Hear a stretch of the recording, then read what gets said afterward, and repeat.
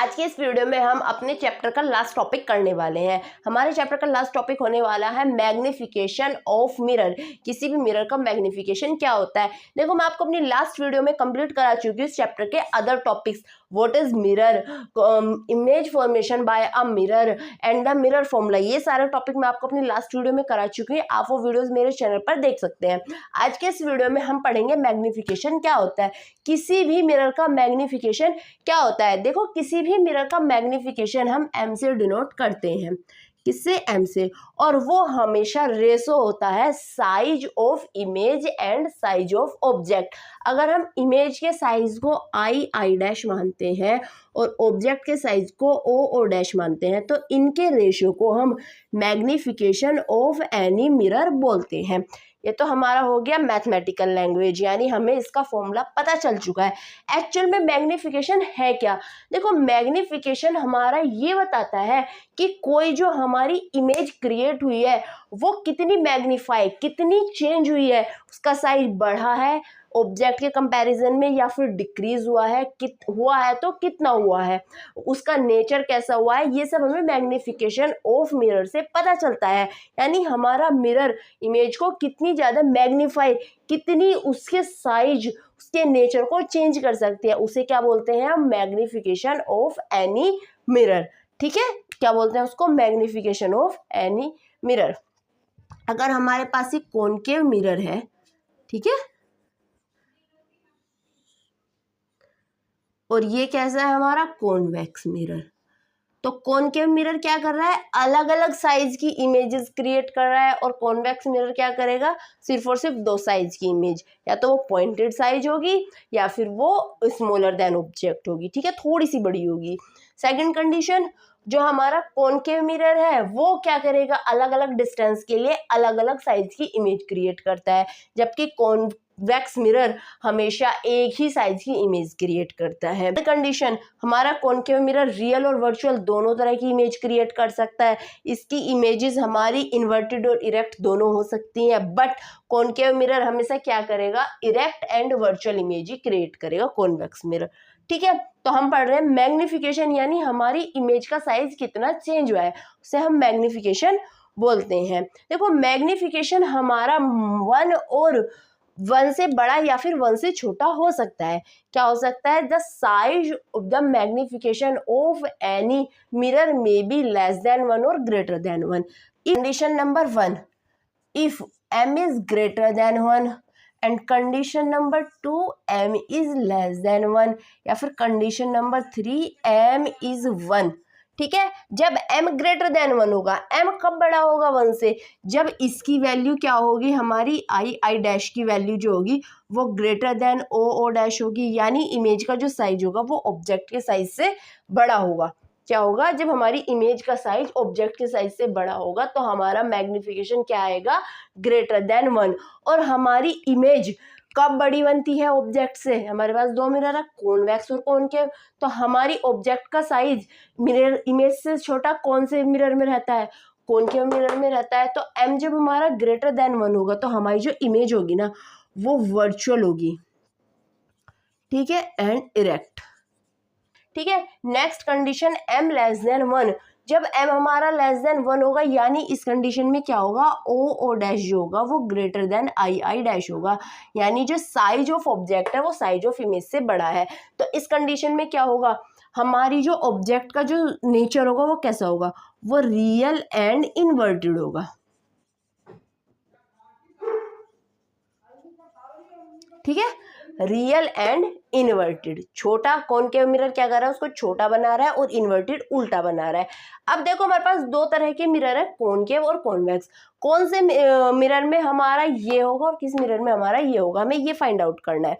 तो जो हमारा कॉनकेव मिरर होता है वो कैसी इमेज बनाता है? Smaller than object but erect. तो उसके लिए क्या होता है? उसके लिए हमेशा क्या लगता है फॉर्मूला?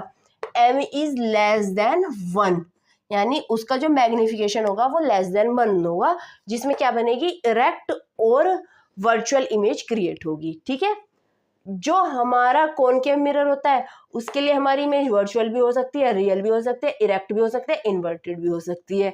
यानी कि जो m होगा उसकी वैल्यू ग्रेटर देन 1 और लेस देन 1 दोनों ही हो सकती है। ठीक है, m की वैल्यू क्या हो सकती है, ग्रेटर देन 1 और लेस देन 1 दोनों ही हो सकती हैं। किस मिरर के लिए, कॉनकेव मिरर के लिए। कंडीशन नंबर 3, जब m इक्वल्स टू 1 होता है तो हमारी इमेज कैसी बनेगी, इस कंडीशन में आई डैश जो होगा ना वो इक्वल होगा ओ डैश के, दोनों का साइज बिल्कुल सेम होगा। तो वो कंडीशन कहाँ पे अप्लाई होगी, या तो वो कॉनकेव मिरर में अप्लाई होगी जब हमारी ऑब्जेक्ट और इमेज दोनों एक ही लाइन में बनती है, जब हमारे सेंटर ऑफ कर्वेचर पर हमारी ऑब्जेक्ट होती है तो इसी के नीचे बनती है सेम साइज में। दूसरी कंडीशन हमारी अप्लाई होगी प्लेन मिरर में। ठीक है, तो कॉनकेव मिरर के लिए m का साइज 1 के बीच होगा। 1 से छोटा भी हो सकता है, बड़ा भी हो सकता है और 1 भी हो सकता है, लेकिन m इज इक्वल्स टू 1 हमेशा प्लेन मिरर के लिए रहता है, जो हमेशा सेम साइज की ही इन्वर्टेड लैटरल इन्वर्जन करता है ना हमारा प्लेन मिरर, तो वो इमेजेस क्रिएट करता है। ठीक है, समझ आ गया। मैग्निफिकेशन क्या होता है, किसी भी मिरर की इमेज को मैग्नीफाई करने की क्वालिटी को उसका मैग्निफिकेशन बोलते हैं। ये हमेशा रेशो होता है size of image and size of object. ये एक और फॉर्मूला अप्लाई हो सकता है जब हमारे पास दो डिस्टेंस होती है और साइज नहीं होता, v और u की वैल्यू होती है हमारे पास, बट हमारे पास ऑब्जेक्ट का साइज या फिर इमेज का साइज नहीं होता है, तो उस कंडीशन में जो m होता है वो होता है minus distance of image upon distance of object. ये भी हमारा मैग्निफिकेशन का फॉर्मूला होता है। ठीक है, क्लियर है, समझ आ गया। आइए चलिए इसके एग्जांपल सॉल्व करते हैं। फर्स्ट एग्जांपल क्या है, ऑब्जेक्ट की हाइट हमारी 5 सेंटीमीटर है, ओ डैश है हमारी 5 सेंटीमीटर और इमेज की हाइट 10 सेंटीमीटर है, आई डैश है हमारी कितनी, 10 सेंटीमीटर। देखो फाइंड करना है तुम्हें m कितना है, m इज इक्वल्स टू क्या। देखो यहाँ पे हम सिंपल फॉर्मूला लगा लेंगे, लेकिन अगर यहाँ पे हमारी कॉन्वेक्स कॉनकेव मिरर आ जाता है और वो बोलता है अपवर्ड इमेज बन रही है, डाउनवर्ड इमेज बन रही है, तो उस कंडीशन में तुम्हें इसको इसके साइन के साथ ही लिखना पड़ेगा। ठीक है, यहाँ पे लिखने की जरूरत नहीं है क्योंकि यहाँ पे इसने हमें ऐसा कुछ नहीं दिया है, कॉनकेव मिरर है, कॉन्वेक्स मिरर है, कहाँ इमेज क्रिएट हो रही है। ठीक है, तो हम डायरेक्ट फॉर्मूला लगाएंगे, m is equals to I dash upon O dash. m की वैल्यू कितनी आ जाएगी, 10 अपॉन 5, तो m कितना हो गया, 2 सेंटीमीटर। तो हमारी इमेज कैसी बन रही है, ग्रेटर देन 1, और इमेज ग्रेटर देन 1 कब होती है, इमेज का सा m ग्रेटर देन 1 कब आता है, जब हमारा कैसा मिरर होता है, कॉनकेव। ठीक है, कैसा होगा, कॉनकेव, यानी हमारा मिरर कैसा होगा, कॉनकेव, और ऑब्जेक्ट के साइज से बड़ी है तो कैसी होगी, वर्चुअल एंड इरेक्ट। ठीक है, समझ आ गया कैसे होगी वर्चुअल, क्योंकि ऑब्जेक्ट के साइज से बड़ी आ रही है, और कॉनकेव मिरर कब बनाता है हमारी बड़ी इमेज, जब वो वर्चुअल और इरेक्ट होती है। ठीक है, लास्ट कंडीशन जो हमारी होती है इमेजिनरी इमेज की। ठीक है, अगर हमारा एक कॉन्वेक्स मिरर होता तो ये हमेशा 1 से छोटा आता। ठीक है, नंबर 2 एग्जाम्पल। नंबर 2 में क्या दिया है उसने, ऑब्जेक्ट की distance u is equals to 10 centimetre. ठीक है, और इमेज डिस्टेंस हमें फाइंड आउट करनी है, जबकि मैग्निफिकेशन जो है मिरर का वो -2 है, m is equals to -2, v हमारी क्या होने वाली है और इस इमेज का नेचर क्या होने वाला है। देखो u हमारा क्या है, 10 सेंटीमीटर, ये पॉजिटिव होगा नेगेटिव, कोई सा भी मिरर हो इसके लिए हमेशा u क्या होता है, लेफ्ट में रहता है सभी मिरर्स के लिए, तो ये क्या होगा, -10 सेंटीमीटर। m का फॉर्मूला क्या होता है, -v अपॉन u, तो v का फॉर्मूला क्या हो जाएगा, -mu, क्योंकि ये मल्टीप्लाई में चला जाएगा तो v कितना आ जाएगा, -m की वैल्यू कितनी है, -2 मल्टीप्लाई -10, तो v कितना आ गया, 10 to 20 centimetre, minus plus minus minus plus plus minus minus -20 centimetre. तो -20 सेंटीमीटर का मतलब किधर बन रही है, ये इधर लेफ्ट साइड कौन सा मिरर बनाता है, कॉनकेव मिरर। तो हमारी जो इमेज होगी वो क्या होगी, रियल एंड इनवर्टेड। कैसी इमेज बनेगी, रियल एंड इनवर्टेड, क्योंकि ये इधर बन रही है, और जो भी लेफ्ट साइड में इमेज क्रिएट होती है वो कैसी होती है, रियल और इनवर्टेड। आप इस तरह से भी समझ सकते हैं, अगर हमारा u यहाँ है ऑब्जेक्ट, तो इमेज हमारी यहाँ क्रिएट हो रही है 20 सेंटीमीटर पे, ठीक है। और इधर जितनी भी बनती है वो कैसी होती है, रियल एंड इन्वर्टेड।